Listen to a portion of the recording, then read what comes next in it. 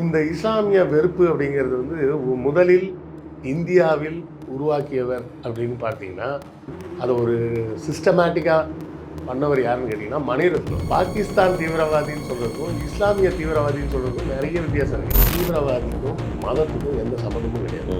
இல்லை, இங்கே ஒரு இஸ்லாமியர் அப்படின்னாவே ஒரு அவங்க பின்னாடி ஒரு தீவிரவாத கும்பல் இருக்கும், ஒரு இயக்கம் இருக்கும் அப்படின்ற எண்ணம் இங்கே நிலைப்படுது. அதைத்தான் செட் பண்ணதுக்கு முதல் ஆள் இந்த மணிரத்னம் சொல்கிறார். இஸ்லாமியர்னு ஒருத்தர் இருக்கிறாருன்றதுனாலேயே அவர் வந்து அதீத தேசபக்தியோடு இருந்தால் தான் அவர் இஸ்லாமியர். இல்லை, இது நம்ம நாட்டுக்கு மட்டும் பொருந்துமா, இல்லை உலக நாடுகள்னு ஒப்பிட்டு பார்க்கும்போது உலக நாடுகளிலே இந்த அச்சுறுத்தல் இந்த இஸ்லாமியர்கள்னாவே ஒரு தீவிரவாத இயக்கமாக இப்போ கூட பாருங்கள், நிறைய கமெண்ட் எனக்கு வரும். இவர் இந்து மதத்தெல்லாம் பேசுவார், பைபிள் எல்லாம் பேசுவார், முஸ்லீம் எல்லாம் பேச மாட்டார், தெரியும்ல பேசுனா வீட்டில் புது வெட்டுவான்னு. அந்த நாடுகள் எல்லாமே தீவிரவாதத்தை தான் ப்ரொமோட் பண்ணுது, ப்ரொபகண்டா பண்ண ஆரம்பித்தாங்க. அந்த ப்ரொபகண்டாவில் சிக்கினது ஈராக்கு, ஈரான், பாலஸ்தீன். சொல்லப்போனால் பாகிஸ்தான் வந்து மதவாத நாடு, மதத்தை அடிப்படையாக கொண்ட நாடு. இந்தியா ஒரு செக்குலர் நாடு. நீ அப்போ அமெரிக்காக்கான நேச்சுரலாக யார் கூட சேரணும், அவன் இந்தியா கூட தான் சேரணும். நீ பாகிஸ்தான் கூட போய் ஏன் சேர்ற? இவங்க உண்மையிலே ஜீசஸே வந்தால் கூட பார்க்கறதுக்கு பாய் மாதிரி இருக்கிறாருன்னு உள்ளே விட மாட்டாங்க. பொதுவெளியில் நீங்கள் யோசிச்சு பாருங்கள், முருகன் இட்லி கடை நீங்கள் பார்க்க முடியும், விநாயகா மெஸ்ஸு பார்க்க முடியும், அம்மன் செட்டிநாடு பார்க்க முடியும், முனியாண்டி விலாஸ் பார்க்க முடியும். இப்படி எல்லா இந்து சாமி பேர்லேயும் நீங்கள் கடைகளை பார்க்கலாம், ஹோட்டல் பார்க்கலாம், எல்லாம் பார்க்க முடியும். ஆனால் அவங்க பார்த்தீங்கன்னா எப்படி வச்சுருப்பாங்க, மகாராஜா டெக்ஸ்டைல்ஸ், இந்தியா டெக்ஸ்டைல்ஸ், இந்த மாதிரிலாம் கடை பார்த்தீங்கன்னா நீங்கள் உள்ளே போய் பாருங்கள், கண்டிப்பாக ஒரு பாய் தான் ஓனராக வந்து. பாகிஸ்தான் இஸ்லாமியர்னால தான் நம்ம இந்தியாவில் இருக்கிற இஸ்லாமியர்களும் பாதிக்கப்படுறாங்களா? அது இங்கே இருக்க பார்ப்பனர்கள் செஞ்ச வேலை. மணிரத்னம், சாவர்கர் போன்ற ஆட்கள் செஞ்ச வேலையில். மாற்றுக்குரல் நேயர்களுக்கு வணக்கம். இன்று நம்மோடு அரசியல் பேச இணைந்திருக்கும் விருந்தினர் வரலாற்று ஆய்வாளர் திரு டிஎஸ் கிருஷ்ணவேல். வணக்கம் சார். வணக்கம். இந்தியா ஒரு செக்குலரிசம் நாடு. நம்ம எல்லா மத நண்பர்களோடு தான் பழகின்னு இருக்கோம். இங்கே ஒரு சகோதரத்துவம் அப்படி பார்த்துட்டு இருக்கோம். ஆனால் இங்கே ஒரு கேள்வி, நம்ம இந்தியாவை மட்டும் இல்லாமல் உலக நாடுகளில் இஸ்லாமியர்கள்னாவே ஒரு தீவிரவாதி அப்படின்ற ஒரு இடத்துல பார்க்குறோம். இது எங்கே துவங்குச்சு, யார் துவக்க வச்சா? ஆரம்பத்தில் இந்தியாவில் பார்த்திங்கன்னா இந்த இந்து முஸ்லீம் அப்படின்ற பிரச்சனையெல்லாம் எதுவுமே கிடையவே கிடையாது. எல்லோரும் சந்தோஷமாக ஒன்றா தான் வாழ்ந்துட்டு இருந்தாங்க. அதுலேயும் பார்த்திங்கன்னா அக்பர் காலத்தில் வந்து பீக்கில் இருந்தது.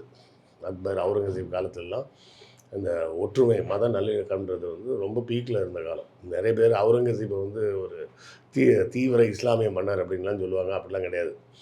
உண்மையில் சொல்லப்போனால் அவுரங்கசீப் தான் வந்து இன்றைக்கி நம்ம மான்சரோவர்னு சொல்கிறோம் பார்த்திங்களா, கைலாய மலை, மானசரோவர். அந்த கைலாய மலை வந்து சைனாவோட கண்ட்ரோலில் தான் இருந்தது. அவர் சைனா பேரரசருக்கு லெட்ரு போட்டார்.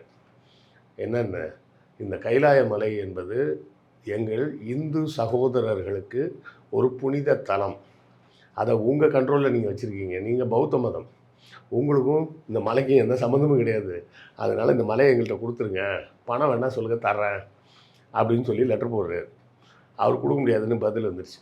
உடனே அவுரங்கசீப் 1700 படையெடுத்து போய் சீனா பேரரசு கூட சண்டை போட்டு அந்த இமயமலையை மீட்டு இந்தியாவோட சேர்த்துட்டார். அப்போ இந்தியா கிடையாது, ஹிந்துஸ்தான் கூட சேர்த்துட்டார். அக்பர் என்ன பண்ணுறாரு, சமண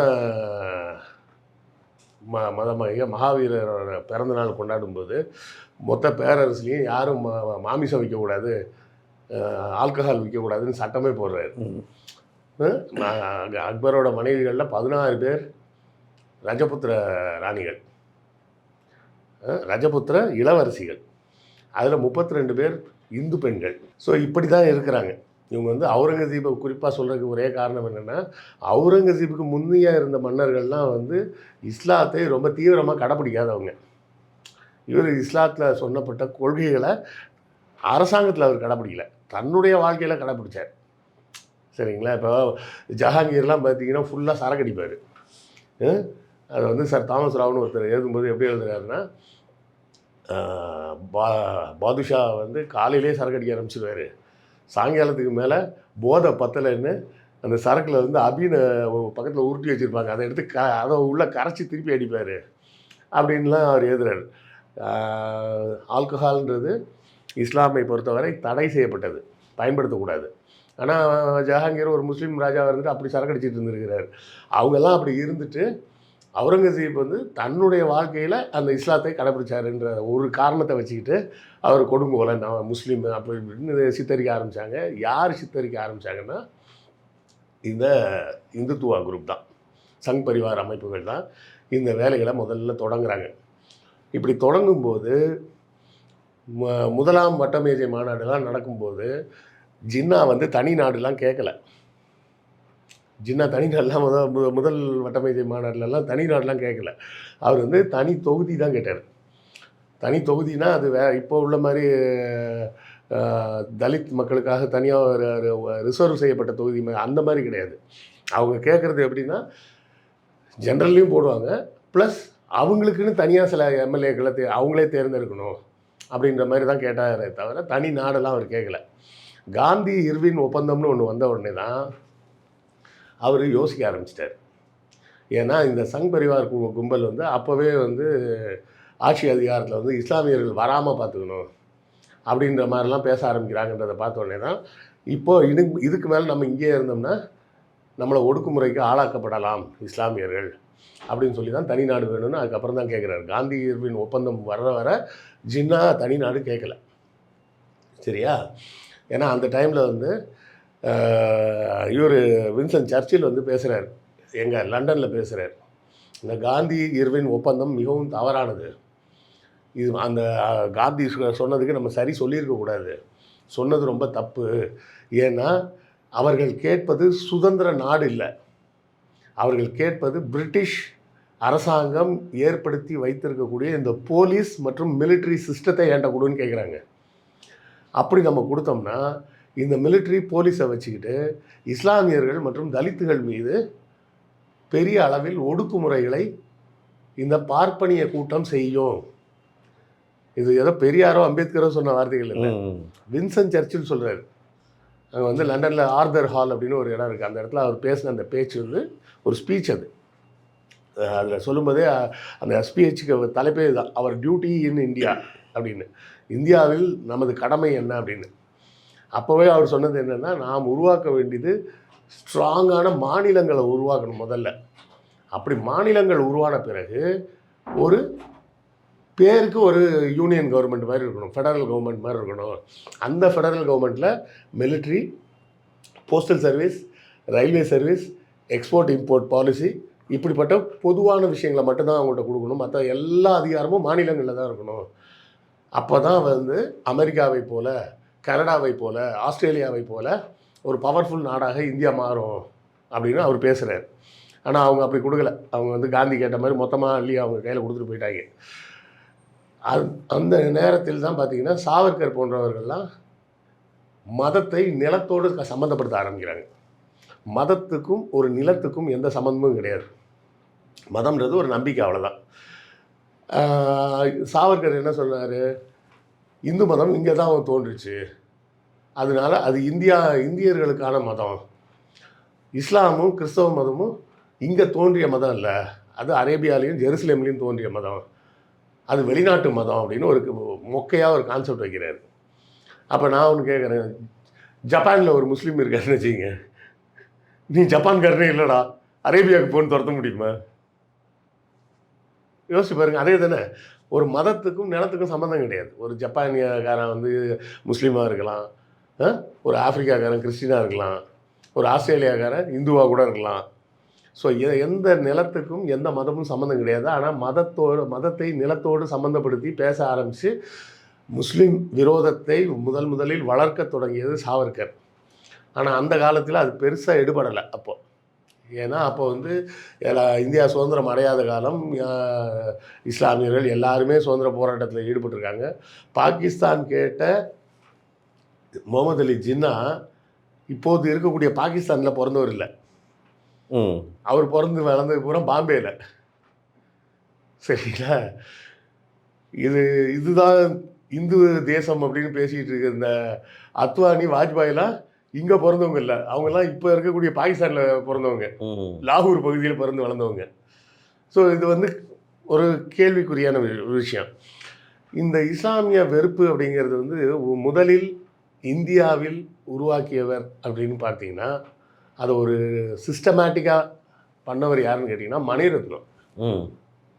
எந்த மணிரத்னம்? Cinema director. அப்படியா? ஆமாம், நிறைய பேர் இதை சொல்கிறதே கிடையாது. ம். ரோஜா படத்தில் தான் முதலில் இஸ்லாமிய தீவிரவாதி அப்படின்ற ஒரு கேரக்டரே வருது. ம். அது சில பேர் புரியாமல் என்ன சொல்லுவாங்கன்னா, ஐயா விஜயகாந்த் படத்தில் கூட வரும் அப்படிம்பாங்க. விஜயகாந்த் படத்தில் வர்ற தீவிரவாதி யாராக இருப்பான்னா அவன் பாகிஸ்தான் தீவிரவாதியாக இருப்பான். பாகிஸ்தான் தீவிரவாதின்னு சொல்கிறதுக்கும் இஸ்லாமிய தீவிரவாதின்னு சொல்கிறதுக்கும் நிறைய வித்தியாசம் இருக்குது. புரியுதுங்களா? இந்தியா பாகிஸ்தான் பிரியும் போது என்ன சொல்கிறாங்கன்னா, பாகிஸ்தான் கூட போக விருப்பம் இருக்கும் இந்தியர்கள் யாராக இருந்தாலும் அங்கே போயிடலாம். அங்கே இருக்கிறவங்க நீங்கள் இந்துக்களாக இருந்து நான் இந்தியாவுக்கு போகிறேன்னு சொன்னீங்கன்னா நீங்கள் இந்தியாவுக்கு போயிடலாம் அப்படின்னு சொல்லி தான் அந்த பிரிவினையே நடக்குது. அப்போது இங்கே இருந்துடுறேன்னு சொன்ன முஸ்லீம்ஸ் எல்லாம் என்ன அர்த்தம், என்ன அர்த்தத்தில் இருக்கிறேன்னு சொன்னாங்க? எனக்கு இந்தியா மேலே நம்பிக்கை இருக்குது, என் மதத்தை வழிபடுவதற்கு, என் மார்க்கத்தை சிந்திப்பதற்கு இங்கே எந்த பிரச்சனையும் இருக்காது. நான் இஸ்லாமியனாகவே வாழ்வதற்காக நான் பாகிஸ்தான் தான் போகணுன்னு அவசியம் இல்லை, நான் இங்கேயே இருந்துக்கிறேன், நான் இந்தியாவை நம்புகிறேன், என் பக்கத்தில் இருக்கிற சகோதரனை நான் நம்புகிறேன் அப்படின்னு சொல்லி இருந்தவன் மணிரத்னம் தான் முதல்ல எடுக்கிறார். ஏன்னா விஜயகாந்த் படத்தில் வர வில்லன் பூரா எப்படி இருப்பாருன்னா பாகிஸ்தானில் இருப்பார். பாகிஸ்தானில் இருந்து ஒருத்தன் வந்து இந்தியாவில் தீவிரவாத நடவடிக்கை எடுக்கிறான்னா அவன் இஸ்லாமியன் அப்படின்ற காரணத்துக்காக அந்த நடவடிக்கையில் அவன் ஈடுபடல. அவன் இந்தியான்ற நாட்டுக்கு இடைஞ்சல் பண்ணணுன்றதுக்காக அவன் எதிரி நாடாக பார்க்குறான்.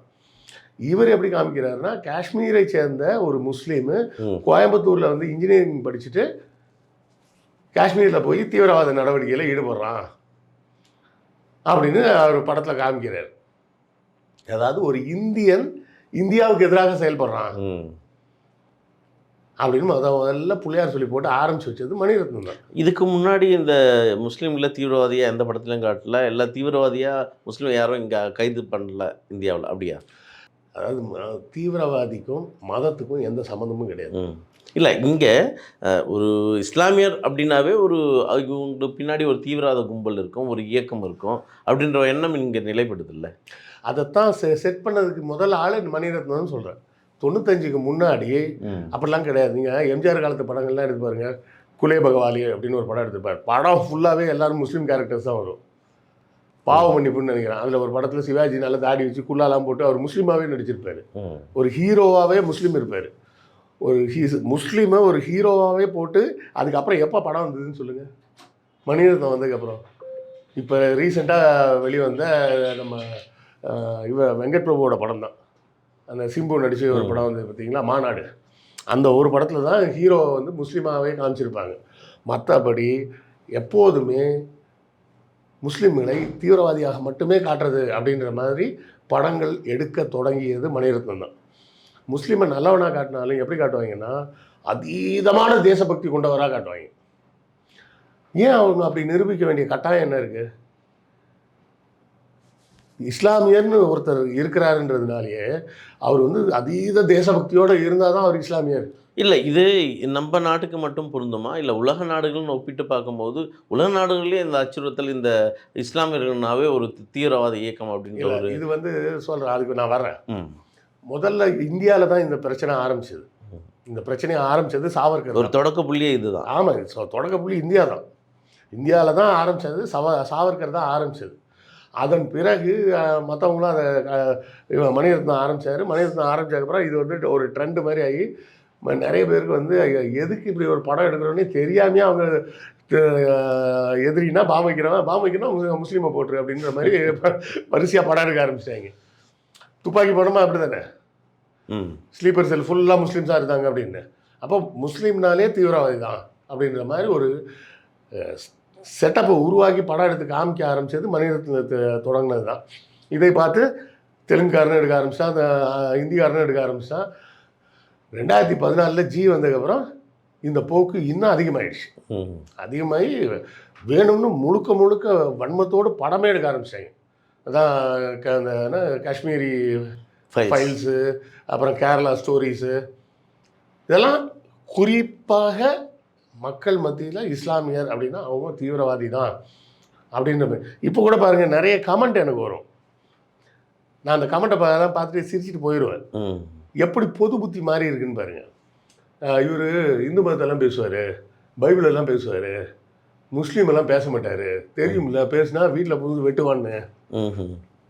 இந்துக்கள்லாம் நல்லவங்களாம், கிறிஸ்தவர்லாம் நல்லவங்களாம், முஸ்லீம்னா வீட்டில் புகுந்து வெட்டுவாங்க. இது என்ன மனப்பக்குவம்னு இல்லை, அதுதான் இந்த 11-12 வருஷமாக ஜி செஞ்சு வச்சுருக்கிற வேலை. நாட்டில் ஜி என்ன பண்ணி வச்சுருக்காருன்னா, இந்த 10-12 வருஷத்தில் அவங்களோட மக்களோட மனநிலையை அப்படி மாற்றி வச்சுருக்கிறாங்க. ஒரு யூடியூப் கமெண்ட்டில் இப்படி ஒரு கமெண்ட் போடணும்னு அவனுக்கு ஏன் தோணுது? நான் இந்து மதத்தை பற்றி ஒரு கேள்வி கேட்குறேன், உனக்கு பதில் இருந்தால் பதில் சொல்லு, பதில்னா மூட்டு போ. நீ இஸ்லாமை பற்றி பேசுவியா, நீ கிறிஸ்தவரை பற்றி பேசுவியா, கருப்பு சட்டக்காரன் இந்து மதத்தை மட்டும்தான் நொட்டுவியா அப்படின்னு கீழே வந்து கண்ணா அப்படின்னு அசிங்கமாக திட்டுறது. ஸோ இவர்களுக்கு சிந்திக்கும் திறன் கிடையாது. அதை தாண்டி என்ன பண்ண வேண்டியது, நம்ம வேறு இன்னொரு மதத்தை பற்றி பேசும்போது அந்த ரெண்டுத்தையும் ஒன்றா சேர்த்துக்கிறது. அதான் உண்மை என்னென்னா, நான் 3 மதத்தை பற்றி தான் பேசிகிட்டு இருக்கேன். சரியா? எந்த முஸ்லீம் வந்து வெட்டவும் இல்லை, குத்தவும் இல்லை. ஆனால் பேசும்போது இவங்க எப்படி அதை வந்து போலரைஸ் பண்ணுறாங்க. அந்த போலரைஸ் பண்ணுற மாதிரி ஒரு மைண்ட் செட்டை உருவாக்கி வச்சுருக்குது இந்த மீடியாவும் இப்போ இருக்கக்கூடிய சங்கி கவர்மெண்ட்டும். இது இந்தியாவுக்குள்ளே மட்டும் நடந்துக்கிட்டு இருந்த ஒரு விஷயம் 95லேருந்து. ஆனால் 2001 வரை கிறிஸ்தவர்களுக்கும் இஸ்லாமியர்களுக்கும் எப்போதுமே ஒரு உரசல் இருந்துக்கிட்டே இருக்கும். அது வந்து இப்போ உள்ள உரசல்லாம் கிடையாது, நூற்றாண்டு கால உரசல். இது கான்ஸ்டான்டினோப்பிள்னு ஒரு நகரம், அது ரோம் சாம்ராஜ்யத்தில் இருந்தது. அந்த நகரத்தை இஸ்லாமியர்கள் கைப்பற்றுறாங்க. அதுக்கப்புறம் இஸ்லாமியர்கள்ட்ட இருந்து கிறிஸ்தவர்கள் மறுபடியும் கைப்பற்றுறாங்க. இது மாற்றி மாற்றி மாற்றி அது பேர் சிலுவை போர்கள் அப்படின்னு வரலாறுல இருக்குது. ஸோ பல நூற்றாண்டுகளாகவே கிறிஸ்தவர்களுக்கும் இஸ்லாமியர்களுக்கும் ஒரு டென்ஷன் இருந்துக்கிட்டு தான் இருக்குது. அந்த டென்ஷனை உச்சகட்டமாக மேலே கொண்டு போனது அமெரிக்கா. 2001 செப்டம்பர் மாதம் அந்த தாக்குதல் நடக்குது, இரட்டை கோபுர தாக்குதல், 9/11 அப்படின்னு மிக ஃபேமஸாக சொல்லப்படக்கூடிய அந்த 9/11 தாக்குதல் நடக்குது. தாக்குதல் நடந்தவுடனே பிடிச்சிக்கிட்டாங்க. இஸ்லாமியர்னாலே தீவிரவாதி தீவிரவாதி தீவிரவாதின்னு தொடர்ந்து பிரச்சாரம் பண்ணி பண்ணி பண்ணி இஸ்லாமிய நாடுகள்னாலே தீவிரவாத நாடுகள், அந்த நாடுகள் எல்லாமே தீவிரவாதத்தை தான் ப்ரொமோட் பண்ணுது அப்படின்னு ஃபுல்லாக ப்ரொபகண்டா பண்ண ஆரம்பித்தாங்க. அந்த ப்ரொபகண்டாவில் சிக்கினது ஈராக்கு, ஈரான், பாலஸ்தீன். குறிப்பாக சிரியா, ஜோர்டான்லாம் விட்ருவாங்க, ஏன்னா அதெல்லாம் ரொம்ப ஏழை நாடு, அதெல்லாம் கணக்கில் சேர்த்துக்க மாட்டாங்க. ஆப்கான் தீவிரவாத, இஸ்லாமிய நாடுகள் பூரா தீவிரவாத நாடுனா நீ எதுக்கு பாகிஸ்தான் கூட ஃப்ரெண்டாக இருக்க, நீ எதுக்கு குவைத்து கூட ஃப்ரெண்டாக இருக்க, நீ ஏன் துபாய் கூட ஃப்ரெண்டாக இருக்க, நீ ஏன் சவுதி அரேபியா கூட ஃப்ரெண்டாக இருக்க, அதெல்லாம் இஸ்லாமிய நாடு இல்லையா? கேள்வி நீங்கள் யோசிச்சு பார்க்கணும். இஸ்லாமிய நாடுகள்னாலே தீவிரவாத நாடுன்னு சொன்னால் இந்த நாடுகள்லாம் ஏன் உனக்கு தீவிரவாத நாடாக தெரியல? சொல்லப்போனால் பாகிஸ்தான் வந்து மதவாத நாடு, மதத்தை அடிப்படையாக கொண்ட நாடு. இந்தியா ஒரு செக்குலர் நாடு. நீ அப்போ அமெரிக்காக்கான நேச்சுரலாக யார் கூட சேரணும், அவன் இந்தியா கூட தான் சேரணும். நீ பாகிஸ்தான் கூட போய் ஏன் சேர்ற? புரியுதுங்களா? இது வந்து திட்டமிட்டு இஸ்லாமியர் மீது ஒரு இமேஜை கிரியேட் பண்ண அந்த ஒரு கட்டமைக்கிறாங்க. ஆமாம், 9/11 வந்த பிறகு இது வந்து ஒரு பெரிய லெவலில் இந்த வேலை செஞ்சாங்க. கமல்ஹாசன் அமெரிக்கா போகும்போது உள்ளே விட மாட்டேன்ட்டாங்க. ஏன்? அந்த பேர் வந்து கமல் ஹாசன்னு இருக்குது, அது கமல் ஹாசனில் கமால் ஹசன் அப்படின்னு முஸ்லீம் பேர் மாதிரி வாசிச்சிட்டாங்க. அது கமல் ஹாசன்னு நம்ம சொல்கிறோம், அது கமல் ஹாசன் இல்லை, கமால் ஹசன், அது முஸ்லீம் பேர் அப்படின்னு சொல்லி உள்ள விட மாட்டேங்க. நம்ம அப்துல் கலாமையும் உள்ள விட மாட்டேன்ட்டாங்க. அப்துல் கலாம் உலகம் பூரா தெரிஞ்ச சயின்டிஸ்ட்டு, ஏவுகணைகள் கண்டுபிடிச்சிருக்காருன்னு எல்லா நியூஸ்லையும், உலக நியூஸில் ஃபுல்லாக ஒரு முகம் தெரியும். அவரை உள்ள விட மாட்டேன்னாங்க. ஷாருக் கானை விட மாட்டேன்னாங்க. அமீர் கானை விட மாட்டேன்னாங்க. புரியுதுங்களா? அந்த டைமில் அது அப்படி ஒரு வேணும்னே அமெரிக்க அரசாங்கம் அதை ஒரு அமைப்பாக செஞ்சாங்க. அப்போ தான் கிண்டலாக ஒருத்தர் எழுதியிருந்தார், இவங்க உண்மையிலே ஜீசஸே வந்தால் கூட பார்க்கறதுக்கு பாய் மாதிரி இருக்கிறாருன்னு உள்ள விட மாட்டாங்க. நாம் பார்க்குற ஃபோட்டோவில் இருக்க ஜீசஸ் வந்து அப்படி இருக்க மாட்டார் ஒரிஜினலாக. அவர் ஆசியா கண்டத்தை சேர்ந்தவர். அவர் கொஞ்சம் ஒரு மாதிரி ப்ரௌன் கலராக தான் இருப்பார். அங்கே நம்ம பார்க்குற மாதிரி ஐரோப்பியன் மாதிரிலாம் வெள்ளையாக தங்க கலர் முடியோடலாம் இருக்க மாட்டார் அவர் ஜீசஸ். ஒரிஜினலாக ஜீசஸ் வந்து ஒரு மாதிரி ஒரு லைட் ப்ரௌன் கலரில் கருப்பு கலர் முடியோட பார்க்கறதுக்கு அரபு நாட்டு பாய் மாதிரி தான் இருப்பார், தாடி வச்சுருக்கிறதுனால. அதுதான் சொல்லி கிண்டல் பண்ணாங்க. அமெரிக்காவுக்கு ஜீசஸே உள்ள வந்தால் உள்ள விட மாட்டாங்க, பார்க்க முஸ்லீம் மாதிரி இருக்கிற நீ அப்படின்னு. அப்படின்னு சொல்லி கிண்டல் பண்ணிட்டு இருந்தாங்க. அந்த மாதிரி அவங்க வந்து அதை ஒரு பெரிய விஷயமா கட்டமைத்து அதை தொடர்ச்சியாக ப்ரொமோட் பண்ணி இன்றைக்கி உலகம் பூராமே இஸ்லாம்னாலே இஸ்லாமிய நாடுனா அது அவன் பாம்பு போடுவாங்க. அதான் சொன்னல, நீ தைரியம் இருந்தால் முஸ்லீமை பற்றி பேசினா தெரியும்ல உனக்கு தான், பேசுனா வீட்டில் வந்து வெட்டுவான் அப்படின்னு. இப்படி ஒரு மனநிலையை உருவாக்குறது இருக்குல்ல. அதான் ஒரு படத்தில் ஜாக்கி சான் சொல்லியிருப்பார். ஜாக்கி சானே சொல்கிற மாதிரி வரும் டைலாக், உனக்கு குங்ஃபு தெரியுமான்ற மாதிரி ஏதோ எதிரில் இருக்கார். யோ சைனாலேருந்து வர எல்லாருக்குமே ஏன் குங்ஃபு தெரியும் சீப்பா அப்படிமா. அந்த மாதிரி இதை வந்து ஒரு பிராண்ட் மாதிரி கட்டமைக்கிறது. இவங்க எல்லாருமே முஸ்லீம் தான் தீவிரவாதி, அவங்கன்னா அடிப்பான். எனக்கு தெரிஞ்சு அவ்வளோ பயந்தாங்குழி பாயெலாம் இருக்காங்க, வீட்டை விட்டு தனியாக கூட வெளியே போக மாட்டாங்க. ஒருவர் வந்து அவருக்கு ஒரு குணாதிசயம்ன்றது ஒரு கால ஓட்டத்தில் தானாக அவரோட வாழ்க்கையை அவர் சந்திக்கக்கூடிய விஷயங்கள் இதெல்லாம் பார்க்க உருவாகக்கூடியது.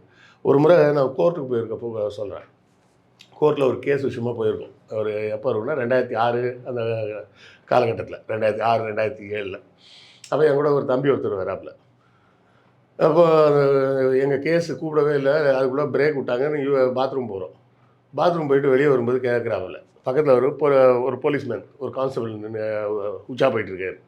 அவரும் வெளியே போயிட்டார், நாங்களும் வெளியே வரோம். வந்தோடனே என் தம்பி என்கிட்ட கேட்குறான், அண்ணா முஸ்லீம்ஸ்லாம் போலீஸில் கூட இருப்பாங்களா? ஏன்னா அந்த நேம் பேட்சில் வந்து இஸ்மாயில்னு பேர் போட்டிருக்கு. அதை பார்த்துட்டு அவன் கேட்குறான், முஸ்லீம்ஸு போலீஸில் கூட இருப்பாங்களா? இல்லை சாரி, போலீஸில் கூட முஸ்லீம்ஸ் இருப்பாங்களா? அப்போ என்ன, முஸ்லீம்ஸ்னால் நாட்டுக்கு பாதுகாப்பு, இராணுவம் இதுலலாம் எதுக்குமே வரமாட்டாங்க அப்படின்னு இவங்களாம் நினச்சி வச்சுருக்காங்க.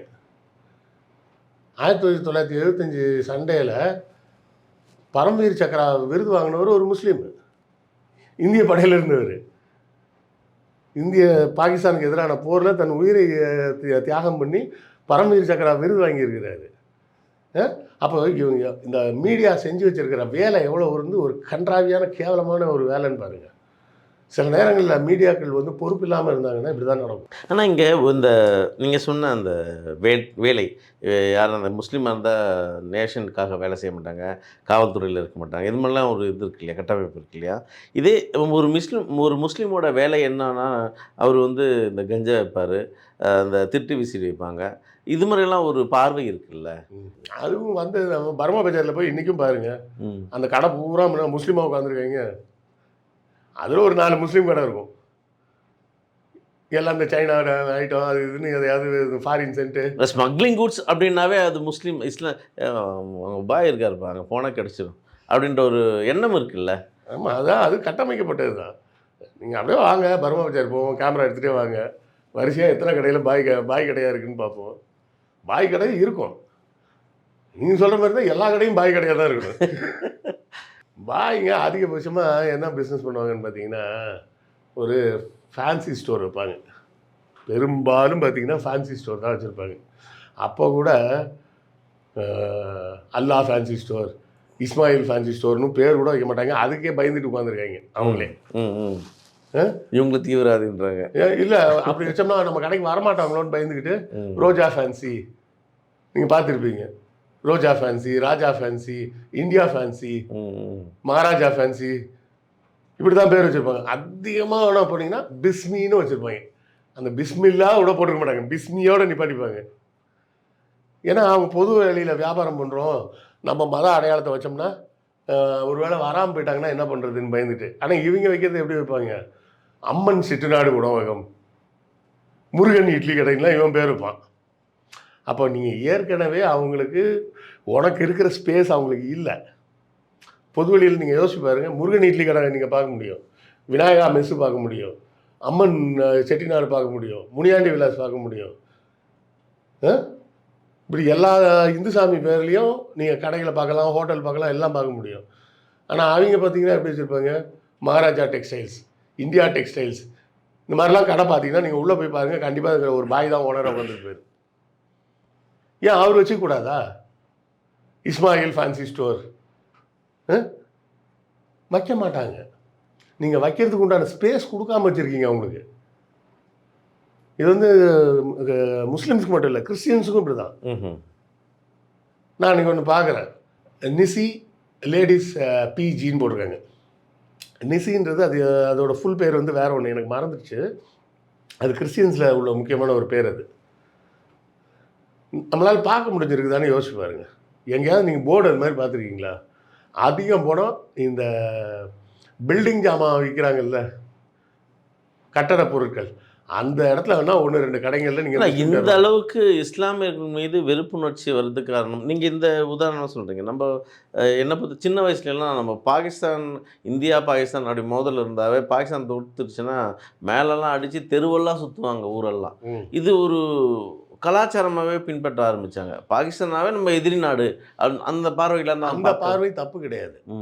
அந்த பார்வையை நான் குறை சொல்ல மாட்டேன். பாகிஸ்தான் நம்ம பக்கத்து நாடு, எதிரி நாடு. அவன் நம்மளை எதிரி அவங்களும் எதிரியாக தான் பார்க்குறாங்க. அவங்க எதிரியாக தான் பார்க்குறாங்க. அதனால அது அந்த பார்வையை நான் தப்பு சொல்ல மாட்டேன். பக்கத்து வீட்டு பாயை நீ எதிரியா பாகிஸ்தான்கார மாதிரி பார்க்குறல்ல, அதுதான் தப்புன்னு சொல்கிறேன். பாகிஸ்தான் எதிரி நாடு தான். அவன் நம்ம நாட்டை நாசம் பண்ணணும் தான் பார்ப்பான். அவனுக்கு காஷ்மீர் கிடைக்கலன்ற காண்டில் இருக்கான்.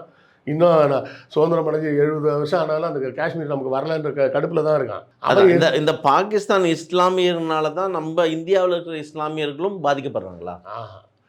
அது இங்கே இருக்க பார்ப்பனர்கள் செஞ்ச வேலை. மணிரத்னம், சாவர்கர் போன்ற ஆட்கள் செஞ்ச வேலையில் இந்த பார்வை நமக்கு வந்துருக்கு.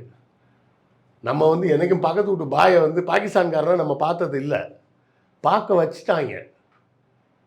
நம்ம என்னை போல கான்ஷியஸாக யோசிக்கிறவங்க அதெல்லாம் பார்க்குறது இல்லை. அன்கான்ஷியஸாக இருக்கிறவங்கெல்லாம் இந்த செய்தி பூரா மண்டையில் ஏறிடும். துப்பாக்கி படம் பார்த்துட்டு வருவான். பார்த்துட்டு வந்து பத்தியா பக்கத்து வீட்டில் சும்மா தான் உட்காந்துருந்தான் அந்த பாய். ஒரு ஃபோன் வந்த உடனே போய் குண்டு வைக்க போயிட்டான் பத்தியா. அப்போ இந்த பாயும் அதே மாதிரி தான் ஸ்லீப்பர்ஸ் எல்லாம் இருப்பானோ அப்படின்னு யோசிப்பான். டக்குன்னு ஒன்றை பரப்பி விடுவாங்க. நீங்கள் வந்து பாய்கிட்ட போய் பிரியாணி கேட்குறீங்க, ரம்ஜானுக்கு பக்ரீத்துக்கு பிரியாணி வாங்கி சாப்பிட்றீங்க, நீ தீபாவளிக்கு ஸ்வீட் கொடுத்து போயிரு, அவன் சாப்பிட மாட்டான் அப்படின்னு இன்னொன்று பரப்புவாங்க. ஏன் அப்படின்னுட்டா, நீ சிலைக்கு படைச்சிட்ட அதனால் அவங்க சாப்பிட மாட்டாங்க. அதெல்லாம் ஒன்றும் கிடையாது. எங்கள் அப்பார்ட்மெண்ட்ஸ்லேயே ஒரு பாய் இருக்கிறார். அந்த பாயம்மா வந்து கேட்பாங்க, ஏம்மா கோச்சிக்காதம்மான்னு. என்னங்க சொல்லுங்கள் ஆண்டி அப்படின்னு. இல்லை அது இன்னொரு கிளாஸ் பாயசம் வாங்கிட்டு வர சொன்னார் அப்படிம்பாங்க. இவங்க கொஞ்சம் கொடுப்பாங்கல்ல, போய் இன்னும் கொஞ்சம் வாங்கிட்டு வந்துடுறேன் நல்லா இருக்குது அப்படிம்பாரு. அவருக்கு கொஞ்சம் ஸ்வீட் பிடிக்கும் அவருக்கு. அப்படி தான் இருக்கிறாங்க. யாரும் அந்த மாதிரிலாம் துவேஷமாலாம் பார்க்குறதுலாம் கிடையாது. அதாவது அவங்களே செஞ்சு அவங்களே படைச்சி சாப்பிடக்கூடாதுன்றது தான் அவங்களோட இது. ஒருத்தர் நட்பாக கொடுக்கக்கூடிய ஒரு பொருளை வேணான்னு சொல்லணும் அப்படின்லாம் இஸ்லாம் சொல்லிக் கொடுக்கல. இஸ்லாமில் வந்து தெளிவாக என்ன சொல்லியிருக்குன்னா, லக்குதீன் வலிய தீன் அப்படின்னு ஒரு வரி வரும். லக்குதீன் வலிய தீன் அப்படின்னா, என் மார்க்கம் எனக்கு, உன் மார்க்கம் உனக்கு. என் வழிக்கு வான்னு சொல்லி நான் உன்னை கூப்பிடவும் மாட்டேன், உன் வழிக்கு வான்னு சொல்லி நீயும் என்னை கூப்பிடாத.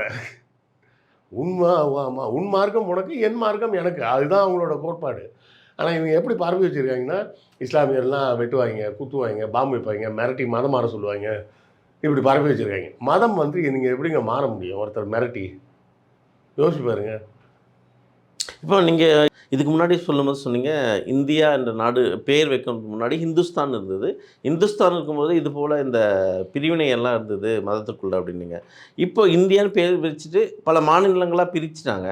அதில் தமிழ்நாடு மட்டும் ஒரு விதிவிலக்கா? அவங்க அந்த இடத்துல ஒரு சகோதரத்துவம் தான், அந்த இடத்துல ஒரு சகோதரத்தன்மை இருக்குது அவங்களுக்கு மத்தியில். மற்ற மாநிலத்தில் ஏன் இல்லை? அது காரணம், இங்கே பெரியார் இருந்தார், அங்கெல்லாம் பெரியார் இல்லை. அவ்வளோதான் விஷயம். ரொம்ப சிம்பிள். இங்கே பெரியார் இருந்தார், மற்ற இடத்துல பெரியார் இல்லை. இப்போ யோசிச்சு பாருங்களேன். இந்த பாஜக வந்தது வந்து ஒரு வகையில் எனக்கெல்லாம் சந்தோஷம்தான். பெரியாரை படிக்காதவன்லாம் எடுத்து படிச்சிருக்கான்.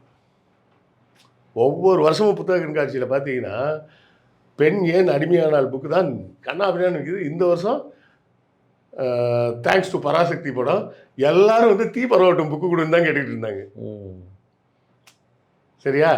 இங்கே பெரியார் இருந்தார், நமக்கு எல்லாத்தையும் தெளிவாக புரிய வச்சுட்டு போனார். மதம் வேறடா, மனுஷன் வேற, புரிஞ்சுக்கோ அப்படின்றத தெளிவாக சொல்லி கொடுத்துட்டு போனதுனால அன்றைக்கி பார்க்குறேன், நேற்று தான் நினைக்கிறேன், சன் டிவியில் கருணாஸ்ட ஒரு பேட்டி எடுத்துகிட்டு இருக்காங்க. அந்த பேட்டியில் கருணாஸ் டென்ஷனாக வரலாம் நான் எதிர்பார்க்கல. அவங்க விளங்க மாட்டாங்க, அவன் தோற்றுருவாங்க, நாசமாக போயிடுவாங்க. ஏன் இப்படி சொல்கிறீங்கன்னு, பின்ன என்னங்க பெரியார் படத்தை தூக்கி வெளியே போகிறாங்க, பார்த்துட்டு இருக்காங்க இருந்தாலே, அப்புறம் என்னத்துக்கு கட்சியில் திராவிடம்னு பேர் வச்சுருக்கான்? கருணாஸ் ஒரு திரைப்பட நடிகராகத்தான் நமக்கு எல்லாருக்கும் தெரியும்.